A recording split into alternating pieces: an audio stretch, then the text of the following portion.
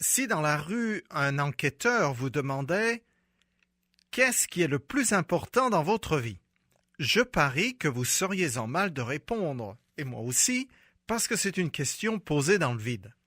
Il faut la définir en rétrécissant son champ. Pourtant, si vous aviez dit « être heureux », vous auriez tapé en plein dans le mille, car c'est ainsi que Jésus a commencé le fameux « sermon sur la montagne ».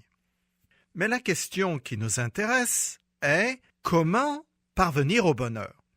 La réponse de Jésus tient en peu de mots.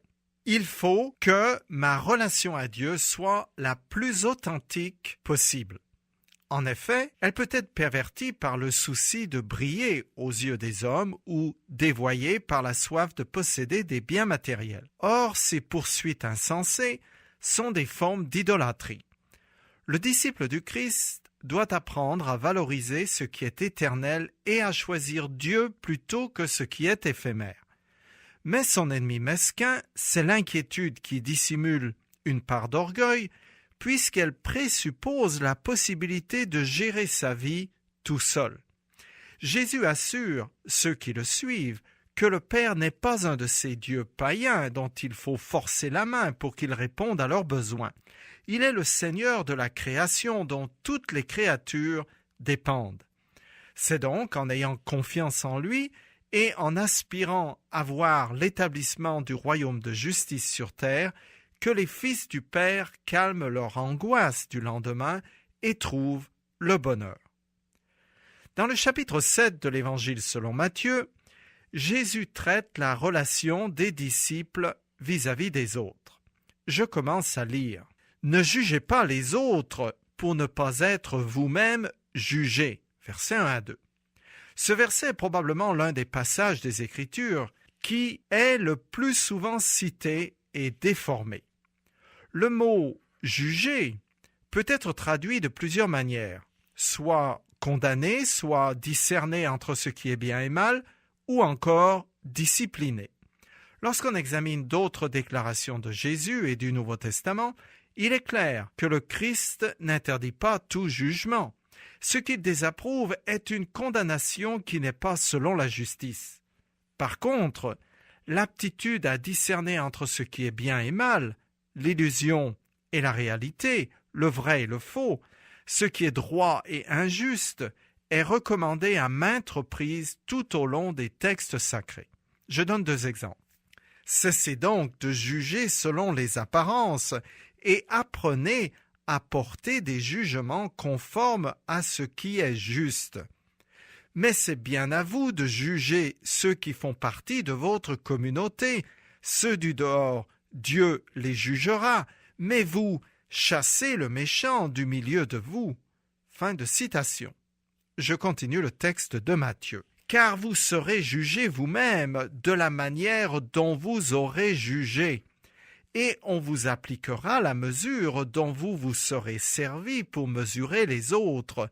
Pourquoi vois-tu les grains de sciure dans l'œil de ton frère, alors que tu ne remarques pas la poutre qui est dans le tien?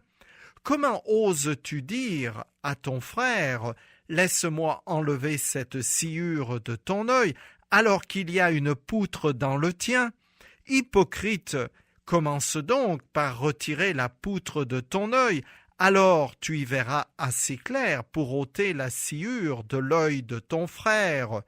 Versets 3 à 5. Nous devons prendre garde à ne pas critiquer à tort et à travers sans connaître les vraies motivations derrière les actes. Juger est délicat et demande beaucoup d'humilité. Une bonne connaissance des Écritures est indispensable avant de se prononcer, surtout lorsque la société dans laquelle on vit a perdu toute notion du bien et du mal. Ce qui est érigé en loi dans un pays peut être une pratique abominable selon les critères divins. Un comportement ne devient pas acceptable parce qu'il est légal. Dieu veut que nous sachions discerner ce qui est conforme à sa volonté et ce qui est une violation de sa sainteté et de sa justice. Ce que Jésus interdit est un jugement qui provient d'un esprit amer et critique, qui veut se venger, qui s'exalte en abaissant autrui. Il s'élève aussi contre les hypocrites qui condamnent autrui tout en étant aveugles sur leur propre état. Avant de porter une accusation contre mon prochain, je dois m'assurer que je suis irréprochable pour 2 raisons. D'abord, parce que je serai mesuré de la même façon que j'aurais évalué mon prochain. Et ensuite, parce qu'il est facile de me tromper si mes valeurs sont boiteuses ou mes motivations égoïstes. Donc, avant de juger et condamner quiconque, prudence. Je continue le texte. Gardez-vous de donner aux chiens ce qui est sacré, et ne jetez pas vos perles devant les porcs, de peur qu'ils ne piétinent vos perles et que les chiens ne se retournent contre vous pour vous déchirer. Verset 6. Les chiens de Palestine étaient errants et se nourrissaient de déchets, de charognes ou de cadavres. C'était le symbole de l'animal méprisable. Selon la loi de Moïse, le porc est impur et donc impropre à la consommation.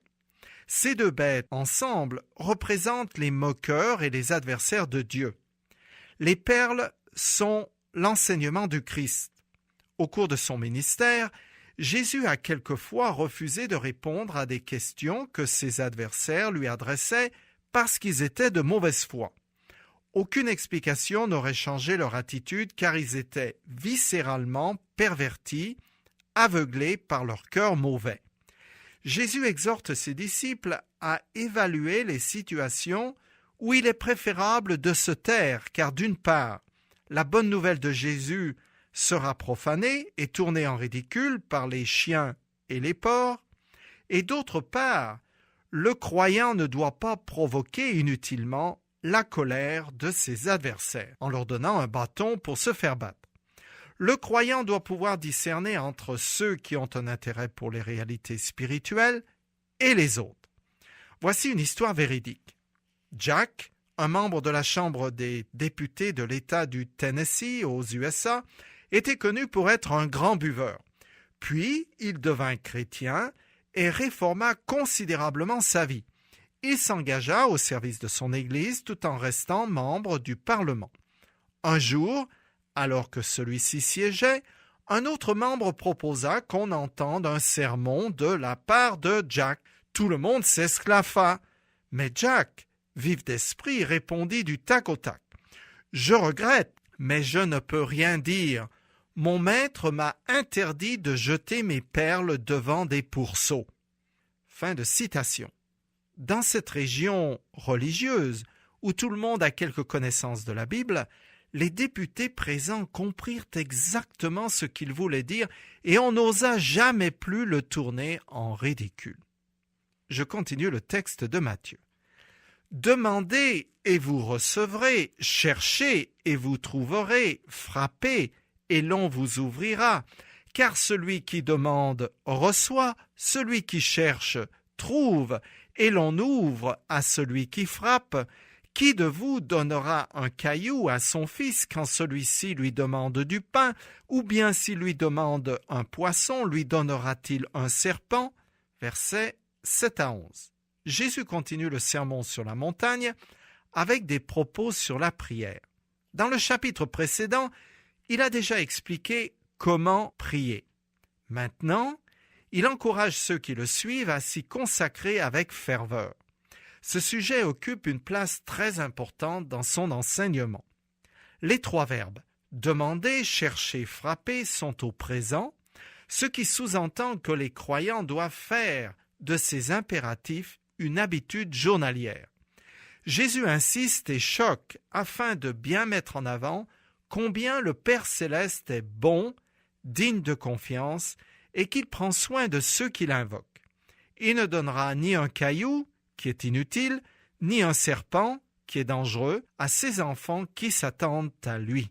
Ma responsabilité en tant que croyant est de prier avec ferveur pour ce que je désire ardemment, et même de frapper à la porte du ciel avec impertinence jusqu'à ce que je l'obtienne. Je continue. Si donc, tout mauvais que vous êtes, vous savez donner de bonnes choses à vos enfants, à combien plus forte raison votre Père céleste donnera-t-il de bonnes choses à ceux qui les lui demandent. Verset 12. Sachant que Dieu ne désire que mon bien, le croyant peut l'invoquer en toute confiance. Mais comme le Père Céleste cherche avant tout à développer une relation authentique avec ses enfants, ceux-ci ne doivent pas considérer la prière comme un outil mécanique. Les longues litanies récitées alors qu'on est à moitié endormi ne sont pas une façon respectueuse de s'adresser au Dieu du ciel. De plus, même si le Père Céleste désire donner à ses enfants ce dont ils ont besoin, il refusera les requêtes qui sont en dehors de sa volonté.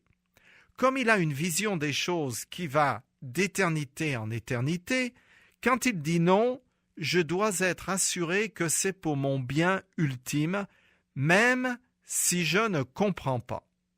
De toute façon, si je veux garder ma sérénité, je suis bien obligé de lui faire confiance, et ce n'est pas toujours facile, j'en conviens. Dans les sociétés occidentales, la responsabilité parentale bat sérieusement de l'aile.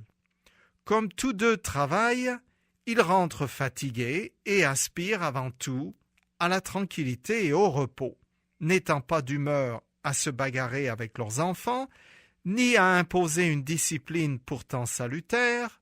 Les parents choisissent la solution de facilité en accédant aux demandes, même les plus farfelues, de leurs enfants. À long terme, ce laisser-faire risque fort d'entraîner de grosses difficultés de tous ordres. Je continue.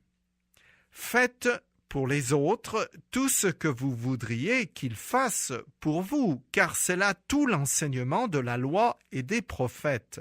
Verset 13. Jésus termine cette section du sermon avec la règle d'or des relations humaines. Par cette phrase bien connue, il résume tout son enseignement sur le devoir d'un enfant de Dieu envers son prochain. Ce principe correspond au deuxième commandement de la loi de Moïse que Jésus va citer plus loin avec le premier et qui dit « Tu aimeras le Seigneur ton Dieu de tout ton cœur, de toute ton âme et de toute ta pensée. » C'est là le commandement le plus grand et le plus important. Et il y en a un second qui lui est semblable. « Tu aimeras ton prochain comme toi-même. » Fin de citation. Même si cette façon de me comporter avec les autres est admirable, elle ne me gagnera aucun mérite devant Dieu. En tant que disciple du Christ, c'est mon devoir, un point c'est tout. Jésus va maintenant poursuivre son sermon dans un autre domaine. Il a d'abord traité les comportements religieux que Dieu approuve, puis la relation du disciple au bien matériel et surtout l'inquiétude qui en résulte. Ensuite, il a examiné en détail le rapport du croyant vis-à-vis des autres. Il a enseigné que la bonté devrait caractériser toutes nos relations et que mes actions ne doivent pas dépendre du caractère aimable de celui que je dois aimer. Mais, conscient de ma propre indignité, je dois aider mon prochain sans le condamner. Un tel amour n'est pas aveugle, mais désintéressé. Le reste du sermon de Jésus sera consacré à plusieurs avertissements qu'il va donner à ses disciples, mais aussi à la foule assemblée autour de lui. Le premier concerne la question centrale de l'existence humaine. Suis-je réellement citoyen du royaume de Dieu et sur la bonne voie qui conduit à la vie éternelle? D'après Jésus, très peu de gens sont sur le bon chemin. Je continue le texte. Entrez par la porte étroite. En effet, large est la porte et facile la route qui mène à la perdition. Nombreux sont ceux qui s'y engagent, mais étroite est la porte et difficile le sentier qui mène à la vie. Qu'ils sont peu nombreux ceux qui les trouvent. Versets 13 à 14. Cet avertissement vise l'entrée dans les cieux. Jésus place ses auditeurs devant le choix entre deux voies différentes et seulement deux. Auparavant, il avait dit « Cherchez et vous trouverez, frappez et on vous ouvrira ». et pourtant, peu de gens trouvent la bonne entrée. Par contre, on n'a pas besoin de chercher l'autoroute à multiples voies qui mènent à la perdition éternelle parce qu'on y est d'office et sans rien faire. On peut même y amener tout ce qu'on veut sans aucune restriction. Tout est accepté. Cependant, son aboutissement est bien pire qu'une voie sans issue puisqu'elle mène à l'état permanent de mort vivant.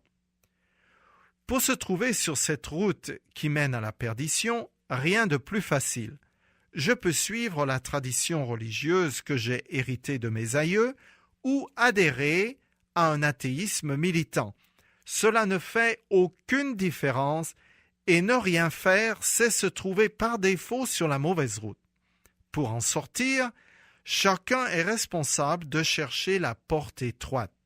À moi donc de me poser la question, suis-je sur la bonne voie? Ces paroles de Jésus ont dû être difficiles à entendre pour les Juifs qui se croyaient en sécurité du fait qu'ils étaient descendants d'Abraham. Pour nous aussi, cette mise en garde dramatique et sévère ne correspond pas à l'idée qu'on se fait du petit Jésus fragile dans sa crèche. Cet enseignement n'était cependant pas nouveau pour ceux qui écoutaient le Christ. En effet, dans la loi de Moïse et dans le livre des Proverbes, nous lisons « Voyez, je place aujourd'hui devant vous d'un côté la vie et le bonheur, de l'autre la mort et le malheur. Je prends aujourd'hui le ciel et la terre à témoin. Je vous offre le choix entre la vie et la mort, entre la bénédiction et la malédiction. Choisissez donc la vie afin que vous viviez, vous et vos descendants. Telle voie paraît droite devant un homme, mais à la fin, c'est la voie de la mort. » Fin de citation. Jésus fait remarquer que difficile est le sentier qui mène à la vie. C'est à cause du changement radical d'orientation que présuppose la vision du monde qui place Jésus en son centre. Alors que rien n'est exigé de celui qui voyage sur la route large et facile et que tout est admissible, convenable et acceptable, la porte étroite est la personne du Christ. Dans l'Évangile selon saint Jean, Jésus dit de lui « Je suis le chemin, la vérité et la vie. Nul ne vient au Père que par moi. » Fin de citation. Ce qui à une époque était un scandale honteux, aujourd'hui ne fait même plus froncer les sourcils. Et comme la tolérance est devenue le maître mot des gens branchés, on s'empresse d'accepter les nouvelles façons de penser et de vivre. C'est ainsi que ce qui choquait les braves gens fait désormais partie de nos us et coutumes. Dans ce contexte, les paroles du Christ ont quelque chose d'anachronique, qui fait l'effet d'une douche glacée. Comme le cheveu proverbial sur la soupe, Jésus est malvenu. Pourtant, c'était un homme bon, doux et humble de cœur, qui faisait le bien tout autour de lui, des miracles et des guérisons par milliers. Mais à cause de son enseignement, il fut rejeté, trahi, maltraité et crucifié. Le chemin étroit qu'il offre en sa personne à ceux qui veulent le suivre n'est nullement étriqué et triste. Lui-même déclare « C'est moi qui suis la porte. Celui qui entre par moi sera sauvé. Il pourra aller et venir librement. Il trouvera de quoi se nourrir. Moi, je suis venu afin que les hommes aient la vie, une vie abondante. Je suis le bon berger. Le bon berger donne sa vie pour ses brebis. » Fin de citation. Je continue le texte. Gardez-vous des faux prophètes. Lorsqu'ils vous abordent, ils se donnent l'apparence d'agneaux, mais en réalité, ce sont des loups féroces. Verset 15. Le deuxième avertissement de cette section concerne les faux prophètes. Les Écritures, que ce soit dans l'Ancien ou le Nouveau Testament, mettent en garde contre les faux frères et les porte-paroles trompeurs. L'apôtre Pierre écrit Autrefois, il y a eu des prophètes de mensonges parmi le peuple d'Israël, il en sera de même parmi vous. Ces enseignants de mensonges introduiront subtilement parmi vous des erreurs qui mènent à la perdition. Ils renieront le maître qui les a rachetés et attireront ainsi sur eux une perdition soudaine. Beaucoup de gens les suivront dans leur immoralité et à cause d'eux, la voix de la vérité sera discréditée. » Fin de citation. Toute imitation pour tromper doit être bien faite. Ainsi, le Nouveau Testament enseigne que même Satan se déguise en ange de lumière et ses acolytes, les démons, en prédicateurs de la justice.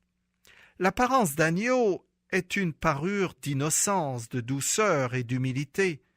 Mais sous le déguisement, ce sont des loups qui dévorent. Ça fait penser aux petits chaperons rouges, sauf que ces faux sont très dangereux. L'apôtre Paul nous avertit, disant « Je le sais, quand je ne serai plus là, des loups féroces se glisseront parmi vous, et ils seront sans pitié pour le troupeau. De vos propres rangs surgiront des hommes qui emploieront un langage mensonger pour se faire des disciples. » Fin de citation. Il n'est donc pas étonnant que le monde religieux de la chrétienté soit une vraie jungle et que la plupart des gens renoncent à chercher la porte étroite.